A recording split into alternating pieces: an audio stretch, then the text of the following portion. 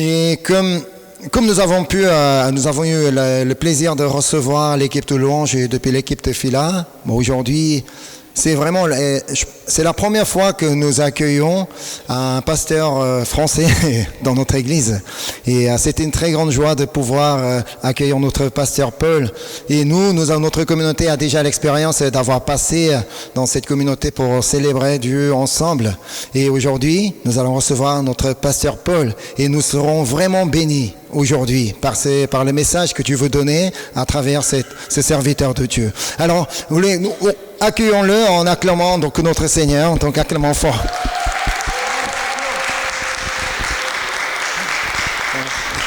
Attends, reste ici. Moi, je me rappelle quand tu es venu, tu avais eu un sermon sur courir, la course. Et à partir de ce moment-là, je me suis mis à courir un peu plus vite. Son message, c'est attention, il y a des façons de mal courir. Et on peut, n'est-ce pas? Et puis il a donné les bonnes façons de courir et les motivations pour courir, ça m'a vraiment marqué. Je peux, si tu veux, je le reprêche ici, moi. Bon. Et depuis, je cours plus vite qu'avant et je ne me suis pas arrêté. Alors, c'est bon. Maintenant, moi, je passe et si après, il n'y a plus d'église, qu'est-ce que tu fais? Tu me fais confiance quand même? Bon, d'accord. Alléluia. Amen. C'est formidable de voir qu'on n'est pas pareil. C'est sûr qu'on n'a pas la même maman, hein? Non? Mais on a tous le même père, vous êtes d'accord? Ah, ça c'est sûr. Mais je vous regardais et je me disais, bon, on accepte. Au ciel, on va manger coréen. Vous mangez bien, hein? Mais on va tous parler français. Mais oui, les Coréens, ils auront toute l'éternité pour apprendre le français. Voilà pourquoi je dis ça. Ah, on est vraiment, vraiment dans la joie. Alors mon temps, je sais qu'il ne faut pas traîner. Je ne sais pas trop, mais parce que je voudrais que Saïd puisse parler tout à l'heure, mais il est en retard, il s'est perdu, je ne sais pas, parce qu'il avait un culte avant aussi, il court. Et s'il arrive, il va nous parler, c'est très important, de l'évangélisation parmi le monde arabe. Et ça, c'est important. Alors j'espère que d'un moment à l'autre, il va arriver. Bon, mais voilà. Je voudrais qu'on prenne l'Épître aux Hébreux au chapitre 13, le verset 8. Ça s'affiche peut-être, voilà. Jésus-Christ est le même, dites avec moi, hier, aujourd'hui et éternellement. Alors on va remplacer hier, aujourd'hui et éternellement par hier, aujourd'hui et demain. Pourquoi? Jésus, lui, il est éternel. Il est hors du temps. Il n'est pas entré dans le temps, dans l'espace-temps. Nous y sommes entrés par notre naissance. Mais maintenant, nous allons vers l'éternité. Mais Jésus, il est hors du temps. Il n'est pas né. Il est né pour être fils de l'homme. Mais il est Dieu incréé bien avant sa naissance, puisque c'est de toute éternité. Mais nous, vous et moi, nous sommes, si on peut dire ainsi, prisonniers du temps. Et donc, je vais parler du temps. Alors, pour parler du temps, je commencerai à penser à l'école. L'école, nous avons appris beaucoup de choses. Nous avons appris, nous en tout cas, la langue française. Peut-être qu'ici, on a appris à l'école française. Vous êtes déjà la deuxième génération, je ne sais pas. Mais on a appris à écrire. Moi, je me rappelle que quand je commençais à faire mes premières lettres, je faisais comme ça. On a appris à écrire bien, à écrire des phrases, et puis on nous a dit, je me rappelle de mon professeur d'école, mon instituteur, il disait, et ça m'est resté, dans la phrase, la vie vient du verbe. S'il n'y a pas de verbe, il n'y a pas de phrase, il n'y a pas de vie. Et c'est pour ça que Jésus est appelé le Verbe. Il est la parole, il est dans la parole et il donne la vie. Le Verbe donne la vie à notre vie. C'est comme ça qu'il agit. Et parmi les 3 verbes les plus importants, il y a le verbe avoir pour le monde, mais pas pour nous. Il y a le verbe faire, c'est déjà mieux, mais surtout, pour le Seigneur, il y a le verbe être. Être. Il faut que tu sois. Le verbe être, c'est la vie. Le verbe avoir, on peut posséder beaucoup de choses, mais on peut être malheureux et on peut être avec beaucoup d'argent perdu et passer à côté de l'essentiel. Et dans les verbes, on a appris les temps du passé. Vous vous rappelez le temps du passé? Qu'est-ce qu'il y avait? L'imparfait, le passé simple qui n'était pas simple du tout, le passé composé. Ça vous dit rien tout ça? Bon. Mais oui, bon. Et on avait appris donc à les conjuguer. La conjugaison, c'est faire travailler ces verbes. Et vous voyez, le passé, le présent et l'avenir ou le futur. Et notre sujet, justement, à partir du verset, Jésus-Christ est le même hier, aujourd'hui et à jamais, éternellement. Je vais donc parler de hier, d'aujourd'hui et de demain. Et ça nous concerne tous, parce que tous on a un passé, tous on vit un présent et tous on a un lendemain. C'est très important. Premièrement, concernant le passé, qu'est-ce qui nous lie au passé? Le souvenir, la mémoire. Et elle peut nous rappeler de très mauvaises choses, comme elle peut nous rappeler d'excellentes choses. Et c'est pour ça que Dieu nous a laissés avec le souvenir ou la mémoire. À nous de gérer comme il faut la mémoire. Alors déjà, le souvenir, pour le païen, c'est la mémoire des mauvaises choses. Et à cause de cela, ses pensées, le passé, il est tourmenté, il est torturé, c'est cruel pour lui. Il y a la culpabilité, qu'est-ce que c'est fort, une culpabilité qui les pousse au suicide, qui les pousse à des tas de folie. Il y a comme une torture. Et donc pour lui, le passé, ce sont des choses mortes, mais qu'il ressuscite constamment, avec lesquelles il vit, mais à cause desquelles il souffre. Par exemple, une blessure perpétuelle. J'espère qu'il n'y a personne ici qui est blessé. Ça s'appartient au passé. Alors il te faut une victoire sur le passé. Mais le païen n'a pas quelqu'un pour l'aider. Nous avons Jésus pour nous aider. Et délivrer notre mémoire des choses cruelles, des choses du passé, quand il les efface, quand il les pardonne, s'il y a culpabilité, quand il pardonne, ça n'existe plus. Voilà la différence entre le païen et nous.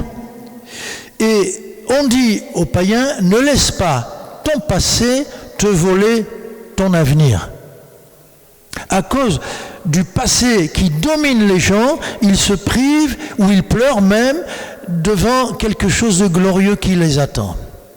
Nous, on sait que le Seigneur a effacé, a pardonné et on n'a plus de passé. Mais la mémoire, elle est aussi pour les chrétiens, pour les bonnes choses du passé. Et le Seigneur nous dit dans sa parole, souviens-toi, souvenez-vous. Bon, c'est pas là que je vais m'aventurer, mais quand le Seigneur dit ça, c'est que je dois... Qui conduit une voiture ou qui a eu le permis? Allez, n'ayez pas peur, non, on ne va pas vous demander de transporter des touristes.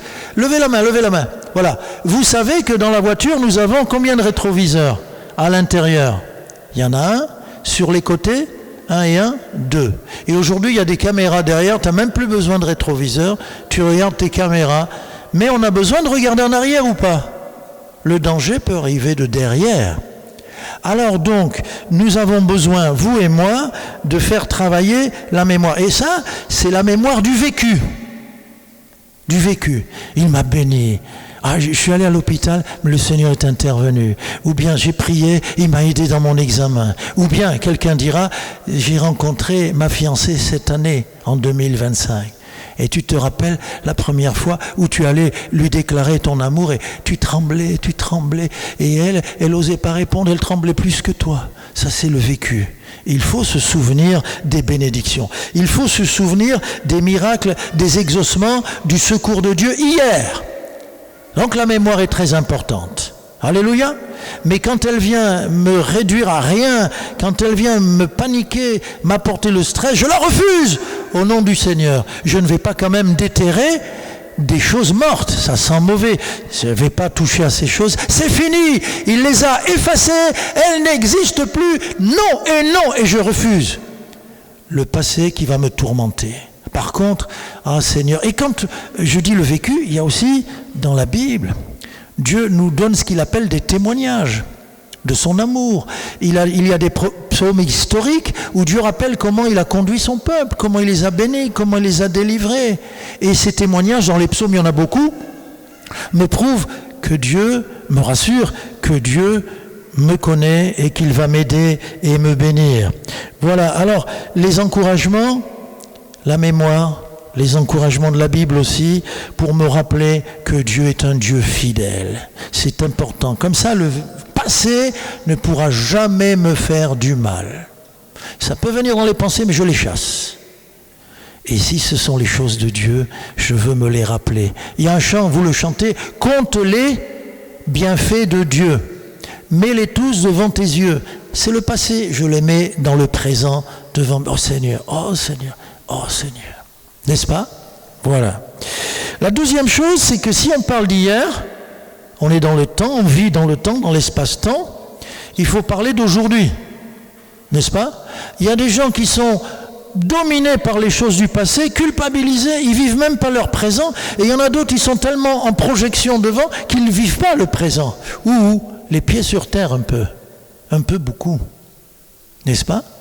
À tout le temps avoir des projets, tu ne vis pas ton présent. Alors c'est important qu'on sache que nous, on se situe entre le passé et l'avenir et demain, entre hier et demain, et c'est formidable, adverbe de temps, aujourd'hui. Aujourd'hui. C'est un mot magnifique. C'est un mot magnifique.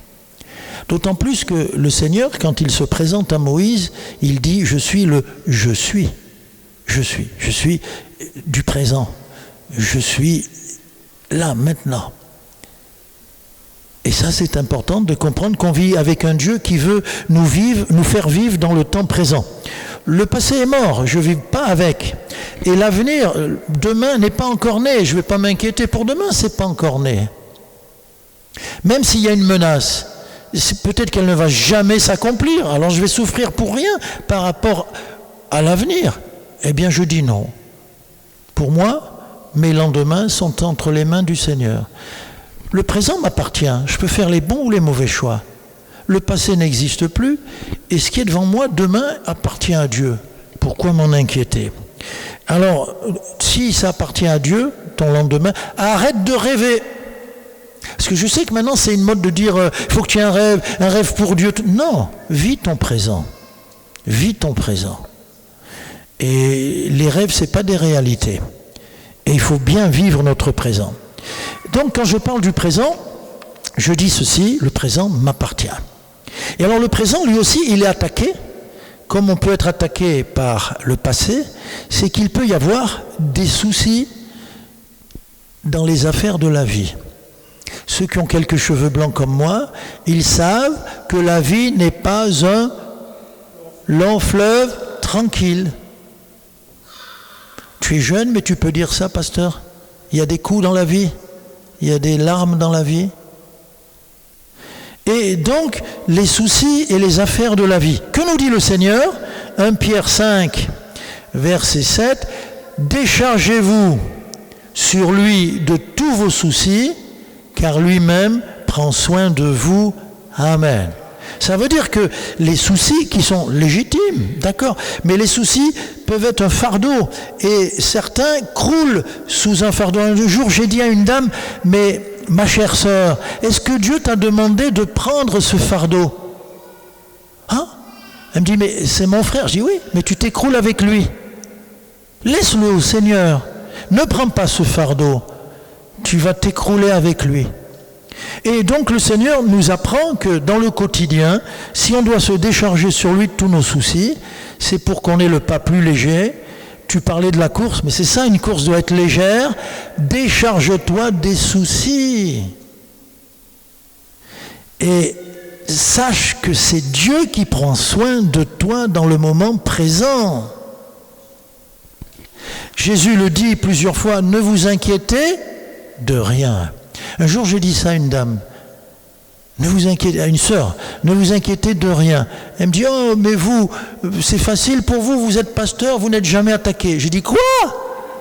Le diable nous attaque, Jésus a été attaqué, on a tous l'occasion d'avoir des soucis et de les garder. Non! Je me décharge sur le Seigneur.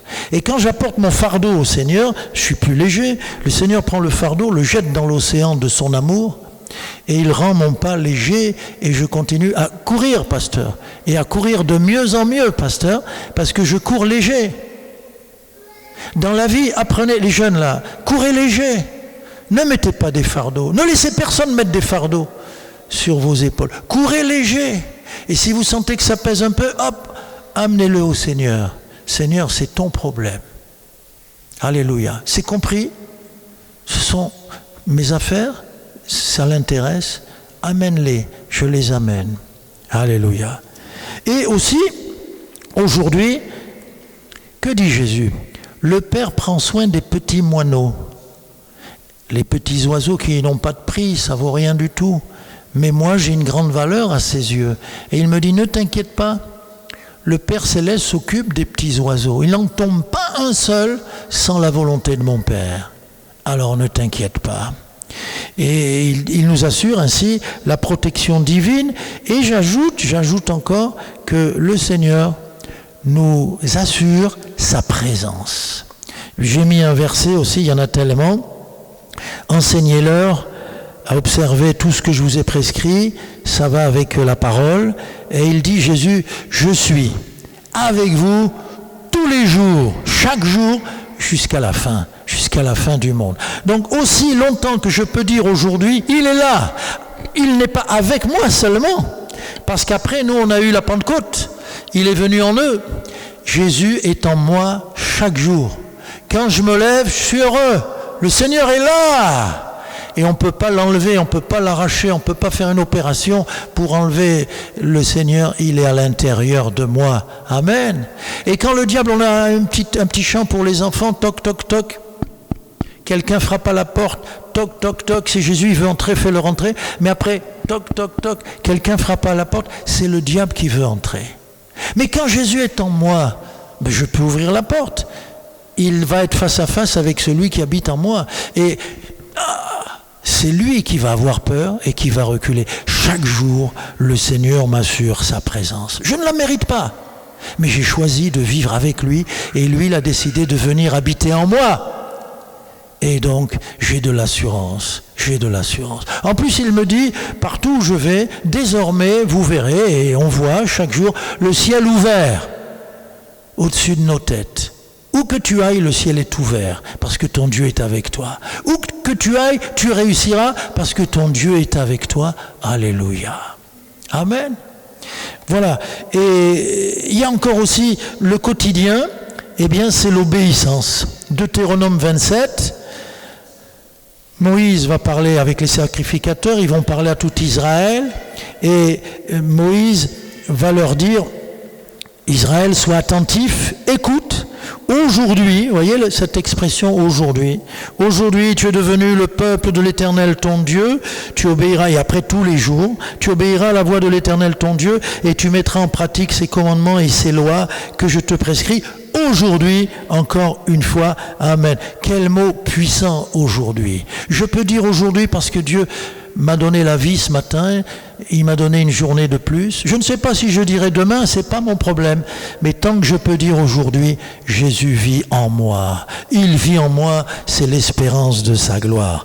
Et puis troisièmement, et je vais pas rallonger, donc j'espère que je suis dans les temps, ça va. Troisièmement, c'est qu'il y a demain.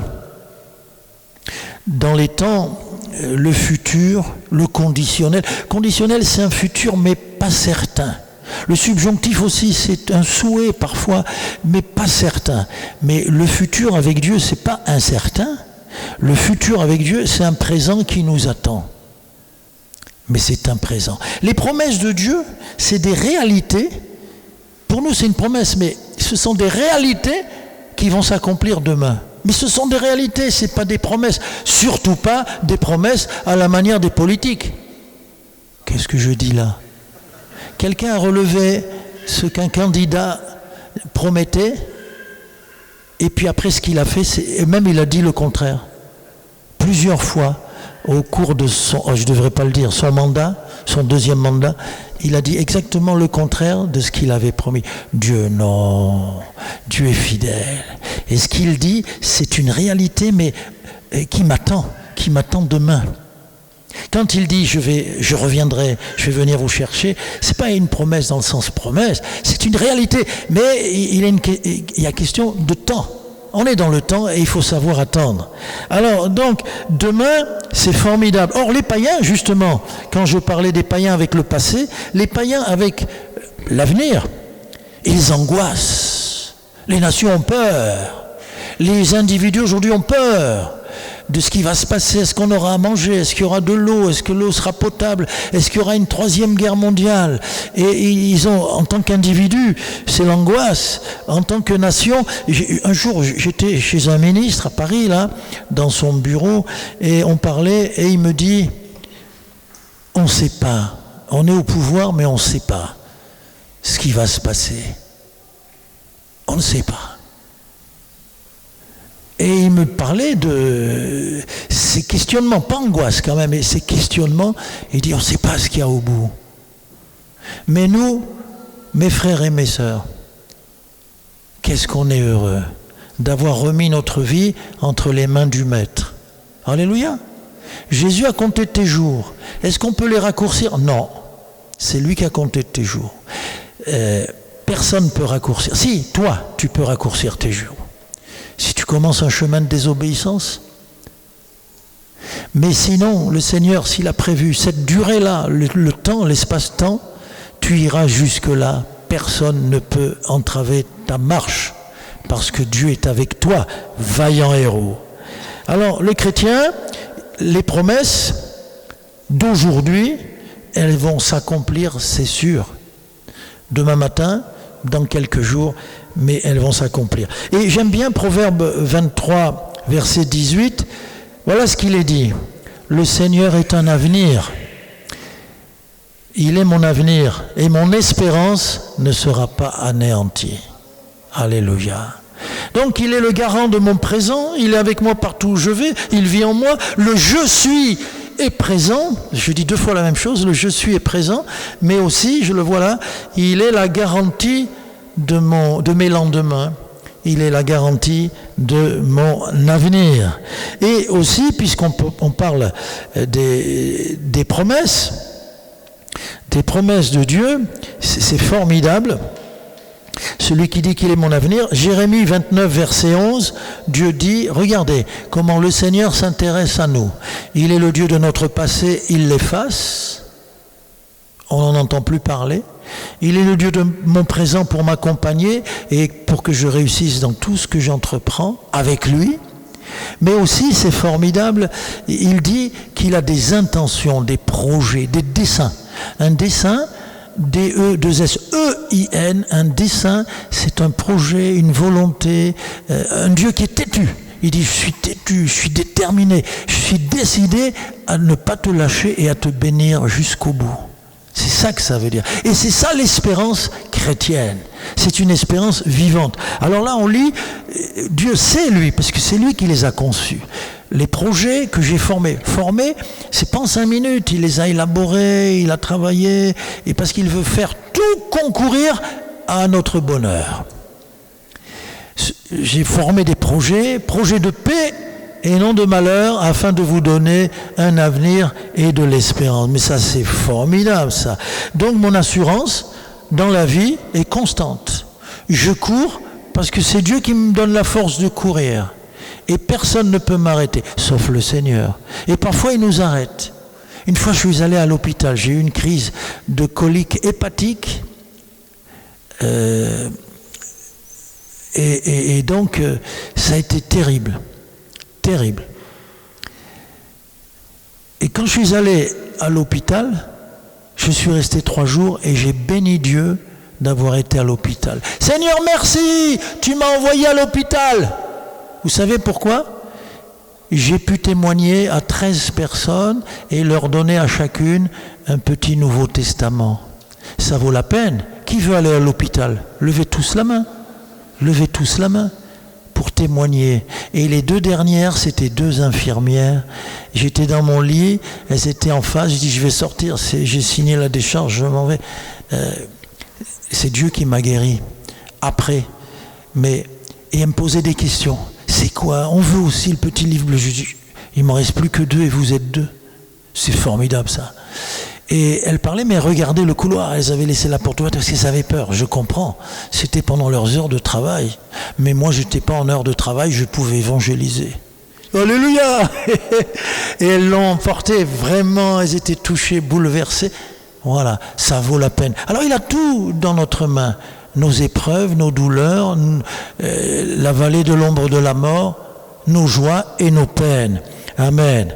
Et donc, j'ai l'assurance constante parce que demain appartient au Seigneur. Demain appartient au Seigneur. Tes lendemains, ne t'en fais pas, ne t'inquiète pas. Regardez ce qu'on lit, le psaume 121. Dieu ne permettra pas que ton pied chancelle. C'est toujours la course, mon frère. Et quand j'ai fait ce message, je ne pensais pas à ton message. Sinon, j'aurais tout copié. Celui qui te garde ne sommeillera point. Ça veut dire quoi? Moi, je dors bien. Je dors dans la paix. Si je me réveille, j'ai compris. C'est parce que je dois prier, je prie. Et des fois, Dieu me donne des pensées. Et des fois, Dieu me dit, voilà, à lui, tu vas lui dire ça. Ou tu vois, lui, son problème, c'est ça. Oh, merci Seigneur. Mais sinon, je dors bien. Pourquoi? Parce que lui, il ne dort pas. Celui qui te garde ne sommeille pas, ne dort pas.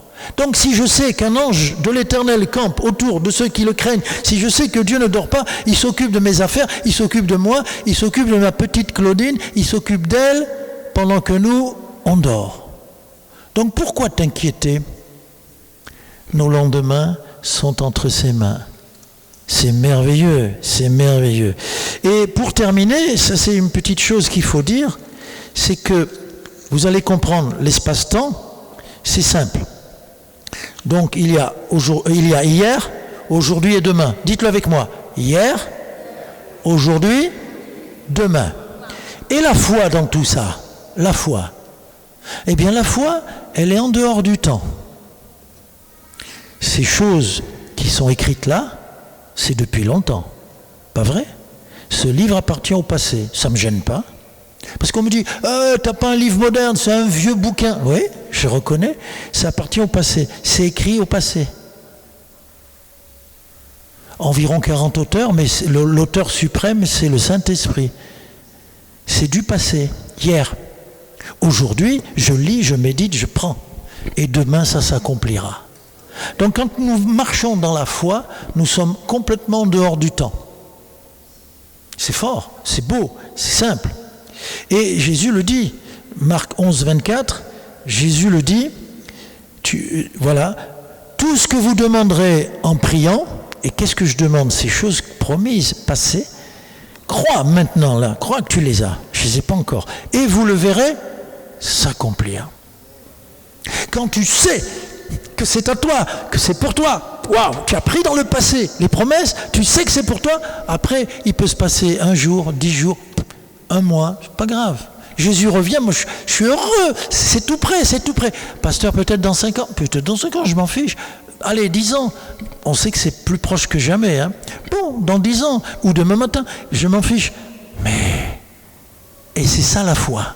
Elle puise dans le trésor du passé, des promesses, tout ce qui a été accompli, tout ce qui a été écrit dans le passé. Elle en a la réalité à l'instant, c'est le présent, et ça va s'accomplir demain. Waouh, Dieu est fort. Alors, en conclusion, eh bien, vivons notre présent. Ne vis pas toujours là-bas, dans ton avenir. Non, non. Vis dans le temps présent, dans la réalité présente. Ne sois pas bloqué par ton passé, les mauvaises choses. Sois encouragé par les choses passées dans ton vécu et dans la parole de Dieu. Mais vivons le présent dans l'amour, dans la joie, et en exerçant la foi. Voilà ce que je vous dis de la part du Seigneur. Je sais que c'est un message un petit peu pour un télo, je ne sais pas. Bon, j'ai vu tout à l'heure que tout le monde n'est pas allé à l'école. Bon, mais vous comprenez, vous avez compris un peu? Sinon, tu leur expliques. Hein. En coréen. Bon, voilà. Vous avez compris un peu mon français? Bon, mais rappelez-vous, au ciel on parlera français, mais on mangera coréen. Vous êtes d'accord? Là tout le monde est d'accord. Voilà. Que Dieu nous bénisse. Mais je voudrais, j'ai à cœur, on va prier, mais je voudrais que si quelqu'un est malade, il se mette debout et on priera pour sa guérison. Simplement, voilà. On prie. Si tu es malade, tu te mets debout, personne ne te regarde et on prie pour ta guérison. Alléluia. Amen. Seigneur, merci parce que tu nous as placés dans l'espace-temps. On est des êtres humains qui avons un commencement. Toi, tu as ni commencement ni fin, mais tu nous entraînes dans ton éternité. Et merci pour ces choses, les choses du passé qui ne doivent pas me toucher ni m'abîmer, mais les choses du passé qui doivent m'encourager, le rétroviseur divin. Seigneur, merci aussi parce que tu es là dans le moment présent, tu es là, tu habites en nous, nous t'appartenons et le lendemain, nous sommes sereins, paisibles, parce que nous pouvons dormir puisque toi tu ne sommeilles ni ne dors, nous protégeant, veillant sur nous comme un père veille sur ses enfants. Maintenant, je te prie, Seigneur, de guérir notre bien-aimé.